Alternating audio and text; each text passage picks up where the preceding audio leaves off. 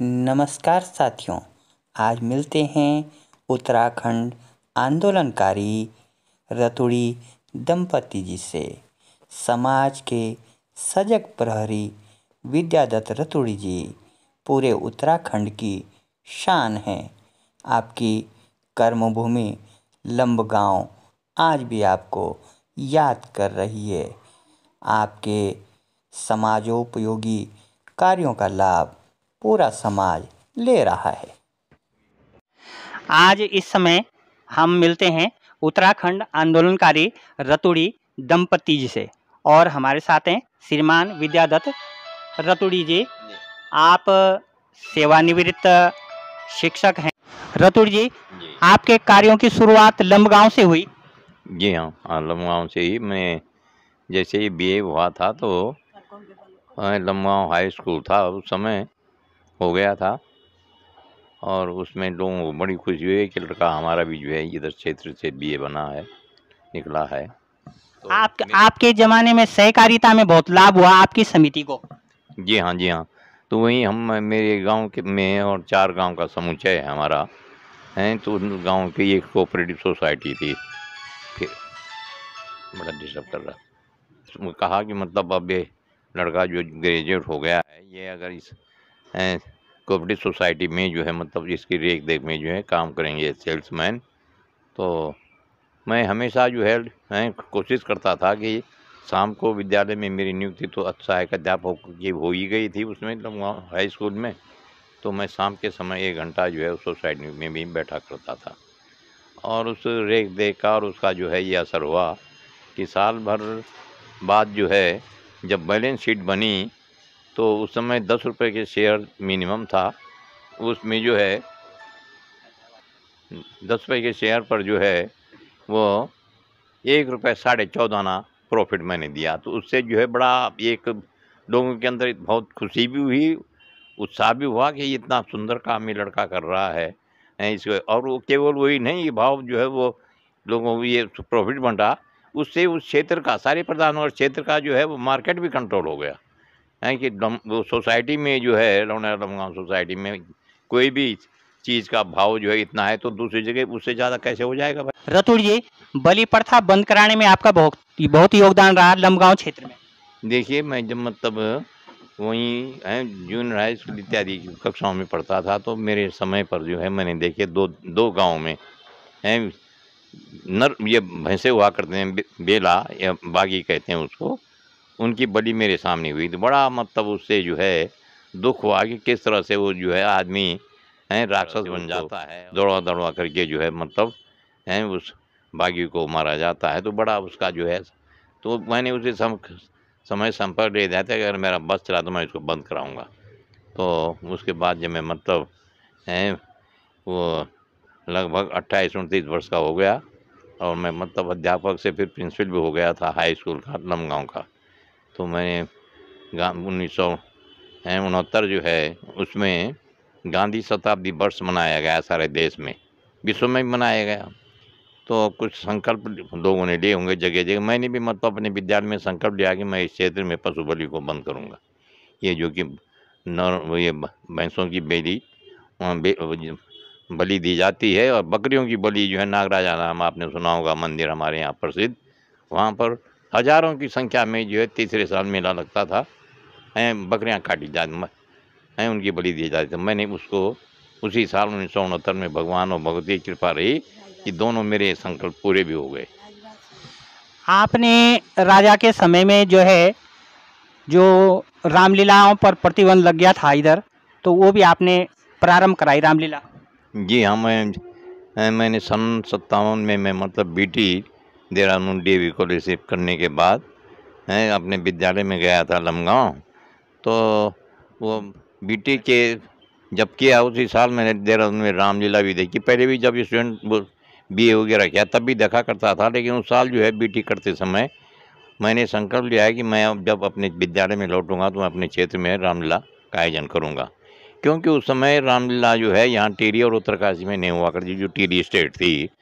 ये कहा जाता था कि एक राजा का राज तिलक हो गया है तो दूसरा राज तिलक कैसे होगा, ये था उसके पीछे कारण। तो मैंने कहा भाई ये तो मतलब ऐसी बात है तो इससे तो मतलब बच्चों के अंदर एक आध्यात्मिक और एक धार्मिक और फिर किस तरह से देवताओं के संबंध में और उच्च आचरण कैसा होता है वो शिक्षा मिलेगी। तो मैं वो विद्यालय में लौट कर उसी साल जो है 57 में जो है अपने विद्यालय में रामलीला की।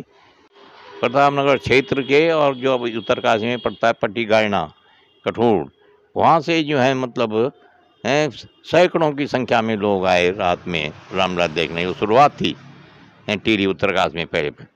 तो उसका बड़ा असर पड़ा और उस रामलीला की जो उपलब्धि ये थी, आपको आश्चर्य होगा सुन करके कि हमारे क्षेत्र में तो महिलाएं जो हैं जब कोई मरता था तो 12 दिन तक स्नान नहीं करती थी, कपड़े नहीं धुलते थे। मेरी समझ से बहुत सारी जगह जो है मतलब इस तरह की होगी प्रथा ये।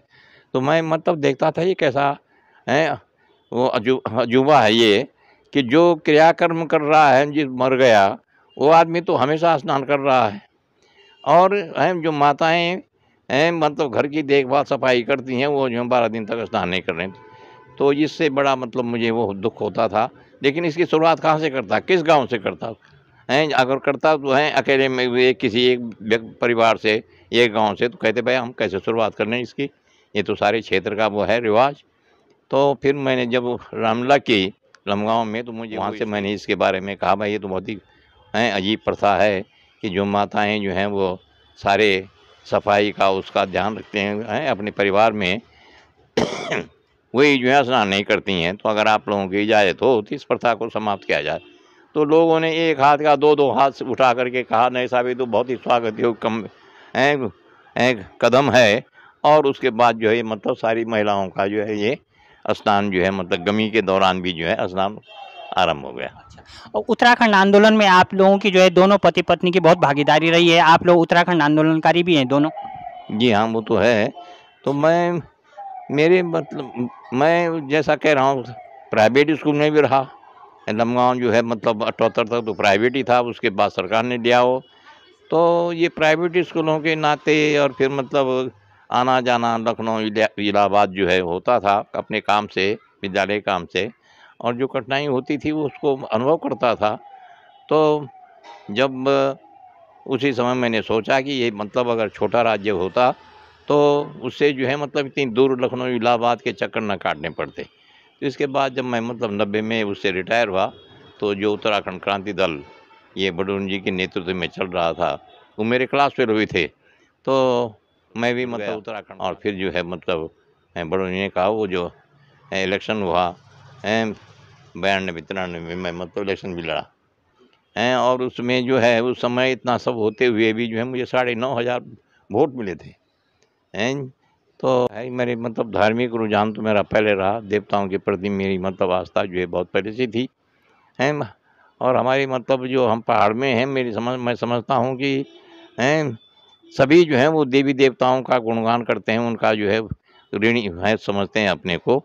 हमारे यहाँ सारी मतलब जीवन जो है हमारा मतलब देवताओं के उससे आशीर्वाद से चलता है, ये विश्वास है हम लोगों का। तो मैं उससे जो है मैंने जब पहले भी ये सोचा था तो मैं 2009 में मैंने सेम नागराजा में जो है बकरियों की बलि मैंने जैसा अभी पहले कहा हजारों की संख्या में दी जाती थी 11 गते मंगशीर तीसरे साल। तो मैंने संकल्प लिया था कि राजराजेश्वरी मंदिर में जो बेले और गांव-गांव में बैलों की बलि दी जाती है, बकरियों की बलि दी जाती है सेमराज, तो उसको मैं बंद करूँगा। तो 1969 में 11 गते मंगशीर आई तो मैंने मतलब संकल्प लिया। मेरे विद्यार्थी भी थे, मेरे सहयोगी भी थे, समाज के प्रबुद्ध लोग भी कुछ थे।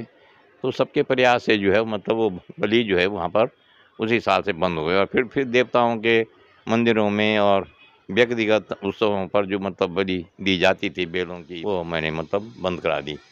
ये वो देवी का ही समझ लीजिए वरदान था शायद कि एक जगह तो मैं मतलब बेला जो है वो अंतिम तलवार जो है उसको चक्र चोट कहते थे उसको लगनी थी।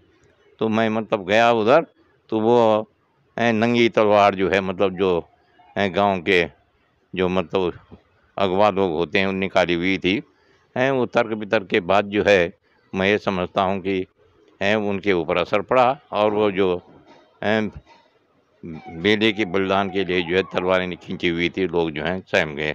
और उस बात को मैं समझता हूँ जिस तरह से प्रहलाद को बचाने के लिए जो है खंबे से जो है मतलब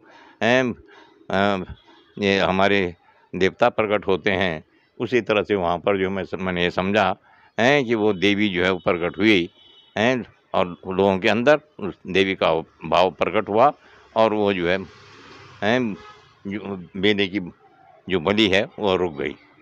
अभी भी आपकी आयु जो है 90 पार हो गई है। 93 हाँ 93 साल का मैं हो गया हूँ।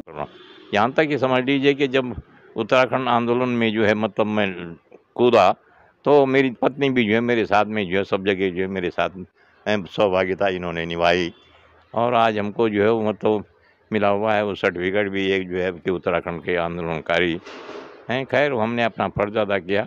अब ये था कि जिस उद्देश्य के लिए जो उत्तराखंड बना वो उद्देश्य बन जाता तो ये मतलब वो अचीव हो जाता तो उत्तराखंड जो है देवी देवताओं का घर है इसका असर जो है मतलब सारे देश पर पड़ता, सारे विश्व पर पड़ता। और मेरा विश्वास है कि निश्चित रूप से जो है संसार में चिरस्थायी शांति के लिए, लोगों में भाईचारा बढ़ाने के लिए, प्रेम बढ़ाने के लिए जो है ये देवी देवताओं का बताए हुए मार्ग पर ही सब लोगों को चलना होगा, सब राष्ट्रों को चलना, ऐसा मेरा विश्वास है। अच्छा, अभी भी जो है इस उम्र में भी आप सक्रिय हैं। अभी आपकी इच्छा है कि हरिद्वार में जो है विश्व के जो है प्रमुख विद्वानों का, संतों का जो है सम्मेलन हो। जी हाँ, मैं जब ये 2000 तक का कुंभ और 2016 में अर्धकुंभ हुआ तो हरिद्वार में अर्धकुंभ में जो है ये शांति कुंज जो श्री राम शर्मा जी हमारे गुरु जी हुए हैं उनका शांति कुंज जो है मतलब उन्होंने अपनी मतलब जो अनुयायी हैं उनके लिए उनका जो है ये केंद्र बना रखा है। और अब उनके दामाद जो हैं डॉक्टर प्रणब पंड्या जी उसको संभाल रहे हैं, उसका नेतृत्व कर रहे हैं। और उनके साथ में तो अब उनके पुत्र डॉक्टर चिन्मया जी भी हैं, आ गए हैं, तो वो सब लोग लगे हुए हैं। तो 16 में तो उन्होंने मतलब अर्धकुंभ के समय ये जब देवता इकट्ठे हुए तो उन्होंने अपना जो है सुबह का नाश्ता जो है उन्हीं की तरफ से हुआ था।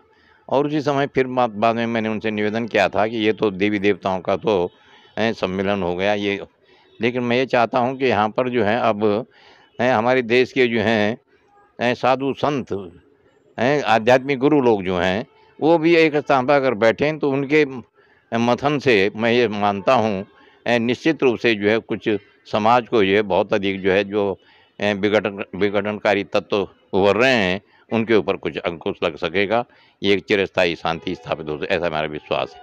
तो उन्होंने इसके लिए जो है बड़े उत्साह से जो है कहा कि हम सारी जिम्मेदारी को निभाएंगे। और अब ये बीच में कोरोना हो गया है तो उसमें नहीं मतलब जो 2021 का की कोशिश कर रहे हैं कि हम इस साल जो है चैत्र गुरुओं का जो है एक सम्मेलन जो है शांति कुंज में करेंगे। डॉक्टर प्रणब पंड्या जी और डॉक्टर उनके सुपुत्र डॉक्टर चिन्मया जी के नेतृत्व में। तो निश्चित रूप से जो है वहाँ पर आध्यात्मिक गुरुओं के 2 दिन के मथन से जो है मिलने से जो है कुछ नई चीज़ निकलेगी और सारे समाज को, सारे विश्व को एक नई दिशा मिल सकेगी शांति के लिए, सुख समृद्धि के लिए, ऐसा मेरा विश्वास है। नई पीढ़ी के लिए आपका क्या संदेश है रतुड़ी जी? नई पीढ़ी मैं तो मतलब हमेशा आशावादी रहा हूँ और हर युग में जो है अच्छाई के साथ मैं तो मानता हूँ दिन और रात दोनों होते हैं, ये सब चलेंगे, हर युग में चलेगा, अच्छाई भी रहेगी बुराई भी रहेगी, लेकिन ये हावी न हो जाए बुराई जो है अच्छाई पर तो इसे ये अंधकार जो है प्रकाश और हावी न हो, ये हमारा प्रयास हो। इसी जो है देवी देवताओं का अगर हम मतलब आश्रय लेते हैं तो निश्चित रूप से, और इन संत महात्माओं का, विद्वानों का हम आश्रय लेते हैं तो निश्चित रूप से एक नई दिशा जो है सारे समाज को मिल सकेगी और एक सारे विश्व को जो है ये देश, हमारा देश जो कि मतलब उसमें बौद्धिक समता के रूप में जो हमारे बहुत प्राचीन काल से अगवा रहा है, कुछ नया जो है सारे विश्व को दे सकेगा। धन्यवाद।